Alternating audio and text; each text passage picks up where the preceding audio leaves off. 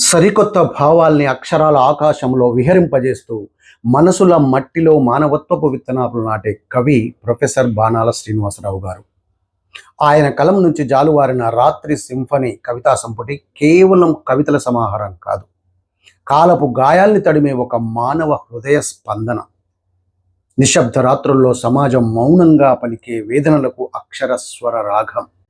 సమకాలీన సామాజిక స్పృహ, తాత్విక ఆవేదన, అస్తిత్వపు అంతర్మదనం, ఈ మూడు ప్రవాహాలు కలిసిన సాహిత్య సరితగా రాత్రి సింఫనీ నిలిచింది.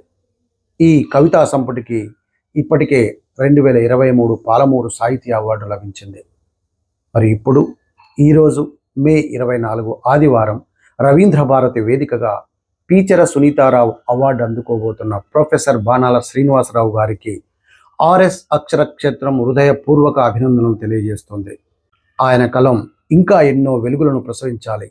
రాత్రి సింఫనీ మరెన్నో పురస్కారాల పుటల్లో చిరస్థాయిగా నిలవాలని మనసారా కోరుకుంటున్నాం. అక్షరం ఆయుధమైతే ఆ ఆయుధానికి ఆత్మనిచ్చిన కవి ప్రొఫెసర్ బాణాల శ్రీనివాసరావు గారు. ఈరోజు హైదరాబాద్లో అందుబాటులో ఉన్న వారంతా హాజరై ఆయనకు శుభాకాంక్షలు తెలపాలని కోరుకుంటున్నాను.